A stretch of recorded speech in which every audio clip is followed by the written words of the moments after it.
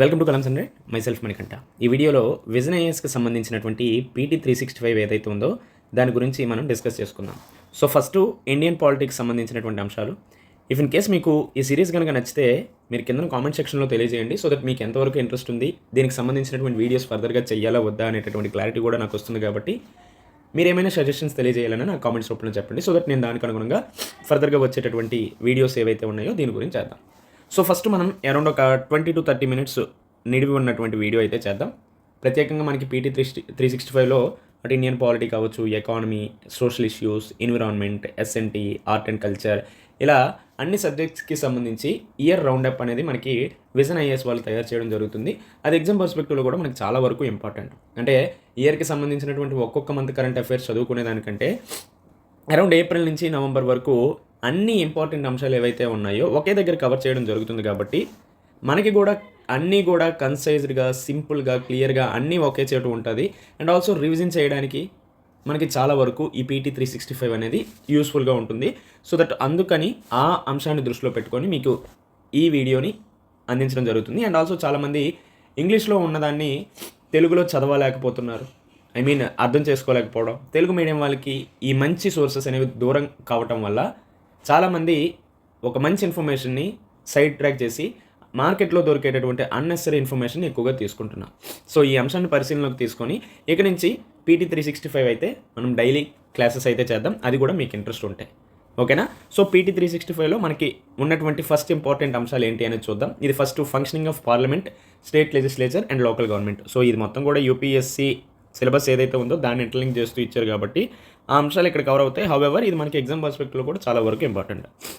మెయిన్గా ఏమేమి అంశాలు ఇచ్చారంటే 50 years ఆఫ్ నేషనల్ ఎమర్జెన్సీ, జాతీయ అత్యవసర పరిస్థితిని విధించి 50 సంవత్సరాలు కంప్లీట్ అయిందని చెప్పారు. అండ్ ఆల్సో స్టేట్ బిల్స్కి సంబంధించినటువంటి ఎసెంట్ గురించి కూడా మనకి ఒక ఆర్టికల్ రావడం జరిగింది. అంటే ప్రెసిడెంటు, గవర్నరు ఏవైతే స్టేట్ బిల్స్ ఉన్నాయో దానికి సంబంధించి ఆమోదం తెలిపేటటువంటి వివాదం మనకి సుప్రీంకోర్టులో రావడం జరిగింది. దానికి అనుగుణంగా కూడా మనకి ప్రాపర్గా ఒక ఆర్టికల్ అయితే ఇవ్వడం జరిగింది. దీంతోపాటు వైస్ ప్రెసిడెంట్ యొక్క ఆఫీస్, ఎందుకంటే రీసెంట్గా వైస్ ప్రెసిడెంట్ ఎలక్షన్స్ కూడా నిర్వహించడం జరిగింది.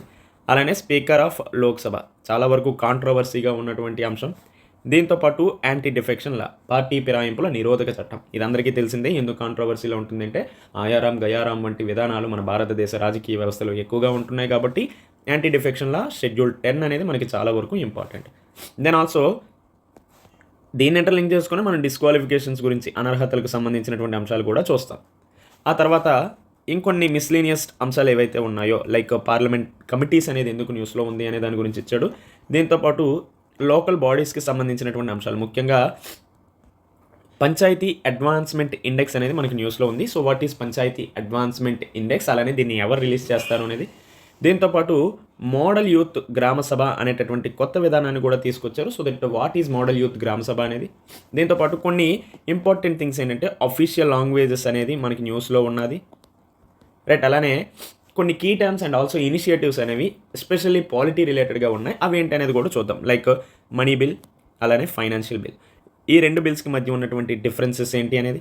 దెన్ ఆ తర్వాత మనకి ఏవైనా సభలు అయితే ఎక్కువగా ప్రైవేట్ మెంబర్స్ కూడా బిల్స్ అనేవి ఇటీవల కాలంలో ఎక్కువగా పెడుతున్నారు. So that private members bill అంటే ఏంటి, కొత్తగా ఎవరైనా దేనికి సంబంధించి ప్రవేశపెట్టారని చూసుకోవాలి. అలానే అటు ప్రైవేట్ మెంబర్ బిల్కి, మనీ బిల్కి, ఫైనాన్షియల్ బిల్కి, ఆర్డినరీ బిల్కి మధ్య ఉన్నటువంటి డిఫరెన్సెస్ ఏంటి అనేది. దీంతోపాటు మనకి ఎక్కువగా పార్లమెంట్ సెషన్స్ జరుగుతున్నాయి కాబట్టి అడ్జార్న్మెంట్ అంటే ఏంటి, అడ్జార్న్మెంట్ సైన్డ్ అయ్యే అంటే ఏంటి, దెన్ ఆల్సో 0 అవర్ అంటే ఏంటి, దీంతోపాటు క్వశ్చన్ అవర్ అంటే ఏంటి, ఇటువంటివన్నీ ఎక్కువగా మనకి న్యూస్లో వస్తున్నాయి కాబట్టి ఈ అంశాల గురించి కూడా డిస్కస్ చేద్దాం. దీంతోపాటు ఫర్దర్గా మనకి అంటే ఈ పీటీ 365లోనే కాన్స్టిట్యూషనల్ బాడీస్ అని సపరేట్ టాపిక్ ఉంది. Then also issues related to constitution, భారత రాజ్యాంగానికి సంబంధించినటువంటి ఏవైనా ప్రస్తుతం వివాదాస్పదంగా ఉన్నటువంటి అంశాలు లైక్ పీడీ యాక్ట్స్ కావచ్చు, దీంతోపాటు పర్సనాలిటీ రైట్స్ కావచ్చు, ఫోన్ ట్యాపింగ్కి సంబంధించినటువంటి అంశాలు, అలానే జ్యుడిషియరీ పర్స్పెక్టివ్లో ఉన్నటువంటి అంశాలు, ఎందుకంటే సీజేఐస్ అనేవాళ్ళు కొత్తగా మారుతున్నారు, collegium related issues, tribunals, legal aid and also alternative dispute redressal mechanism. ఆ తర్వాత మనకి ఎక్కువగా వినిపిస్తున్నటువంటిది ఏంటి, ఎలక్షన్స్, ఎన్నికలకు సంబంధించినటువంటి అంశాలు. ఇప్పుడు రీసెంట్గా అయితే సర్ అనేది ఎక్కువగా వినిపిస్తుంది కదా, SIR. What is SIR, special intensive revision. So that దీనికి సంబంధించినటువంటి అంశాలు ఏంటి. అలానే other important news like chief election commissioner ఎవరైతే ఉన్నారో ఆయన అపాయింట్మెంట్ ఎలా ఉంటుంది, రిమూవల్ ఎలా ఉంటుంది, దానికి సంబంధించి రీసెంట్గా చాలా వరకు బిల్ యాక్ట్గా కూడా మారడం జరిగింది కాబట్టి ఆ అంశాలు. దెన్ ఆల్సో కొన్ని కీ టర్మ్స్, ప్రతి దాంట్లో కూడా కీ టర్మ్స్ ఉంటాయి కదా, ఆ అంశాలు ఏంటి, పోస్టల్ బ్యాలెట్ అంటే ఏంటి, ఇలాంటివన్నీ కూడా మనకి ఇవ్వడం జరిగింది. దీంతోపాటు సెంటర్ స్టేట్ రిలేషన్స్, కేంద్ర రాష్ట్ర సంబంధాలకు సంబంధించినటువంటి అంశాలు. ఎందుకంటే ఇటీవల కాలంలో స్టేట్స్ డిమాండ్ అనేది ఎక్కువగా పెరుగుతుంది, దేనికంటే అటానమీ ఇవ్వండి అనేసి. దీంతోపాటు ఫిజికల్ ఫెడరలిజం అనేది కూడా ఎక్కువగా వినిపిస్తుంది. ఎందుకు ఫిజికల్ ఫెడరలిజం ఎక్కువగా వినిపిస్తుంది అంటే 16th ఫైనాన్స్ కమిషన్ రావడం కావచ్చు, జీఎస్టీ సంబంధించినటువంటి కౌన్సిల్స్ ఏర్పడడం కావచ్చు. అలానే వీటన్నిటికంటే సెంట్రల్ స్టేట్ రిలేషన్స్లో ఎక్కువగా వినిపిస్తున్నటువంటి అంశం ఏంటంటే inter state river water disputes, అంతర్రాష్ట్ర నదీ జలాల సంబంధించినటువంటి వివాదాలు. మనకి కేంద్ర రాష్ట్ర సంబంధాలు కావచ్చు, మిగతా అంతర్రాష్ట్ర వివాదాల్లో ముఖ్యమైనటువంటి భూమిక అనేది మనకి రివర్ వాటర్సే పోషిస్తున్నాయి కాబట్టి so that inter water disputes ఏమున్నాయి అనేది. దీంతోపాటు కొన్ని ఇంపార్టెంట్ లెజిస్లేషన్స్ కావచ్చు, బిల్స్ ఏవైనా మనకి రాజ్యాంగంలో పార్లమెంట్లో ప్రవేశపెట్టారా అటువంటివి. For example important legislations bills అంటే digital personal data protection act 2023. So that ఇందులో ఉన్నటువంటి ముఖ్యమైన అంశాలు ఏంటి, దీనికి అనుగుణంగా తీసుకొచ్చినటువంటి రూల్స్ ఏంటి అనేది. దెన్ ఆల్సో క్రిమినల్ లా రిఫార్మ్స్కి సంబంధించినటువంటి విషయంలో మనకి ఇంతకుముందు IPC, CrPC, then Indian evidence act ఉండేది కదా. సో ఈ మూడింటిని కూడా రిపీల్ చేస్తూ కొత్త చట్టాలు తీసుకొచ్చారు. లైక్ ఏంటంటే అవి భారత న్యాయ సంహిత, భారతీయ నాగరిక సురక్షా సంహిత, అలానే భారతీయ సాక్ష్య అభినయం.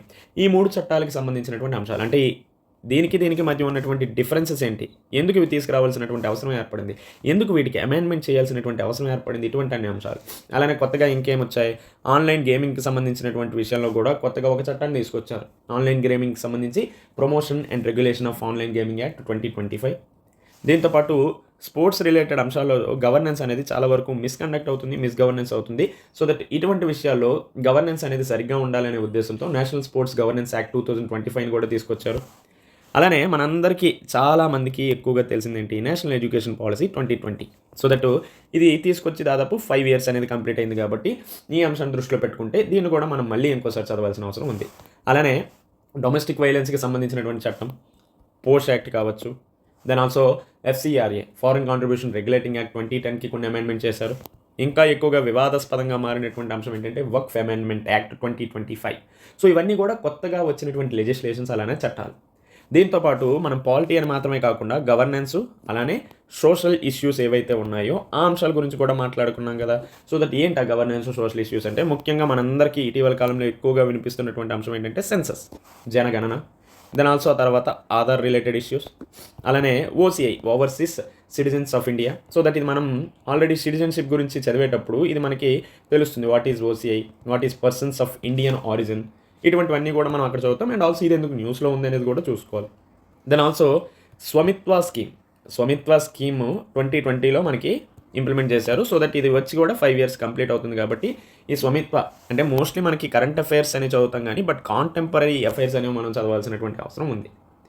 రైట్. ఆ తర్వాత ట్రైబల్ గవర్నెన్స్కి సంబంధించి ఆది కర్మయోగి కావచ్చు, ఫారెస్ట్ రైట్స్కి సంబంధించి యాక్ట్స్ ఏదైతే ఉందో 2006 యాక్ట్, దానికి కొన్ని అమెండ్మెంట్ చేశారు ఆ అంశాలు. Then also PVTC particularly vulnerable tribal groups. ఇటువంటివన్నీ కూడా మనకి గవర్నెన్స్ అండ్ సోషల్ ఇష్యూస్లో వస్తాయి. దీంతోపాటు జువైనల్ సిస్టమ్ ఎలా ఉంది ఇండియాలో. దెన్ ఆల్సో కొన్ని ఇంపార్టెంట్ అంటే సోషల్ ఇష్యూస్ గురించి చెప్పాం కాబట్టి మనం ఇండెక్సెస్ గురించి కూడా చూసుకోవాలి. లైక్ ఏంటి ఆ ఇండెక్సెస్, గ్లోబల్ జెండర్ గ్యాప్ కావచ్చు, గ్లోబల్ హంగర్ ఇండెక్స్ కావచ్చు, యూనిసెఫ్ రిలీజ్ చేసేటటువంటి ఏమైనా reports. Then also maternity leave అనేది ఎక్కువగా న్యూస్లో వినిపిస్తుంది.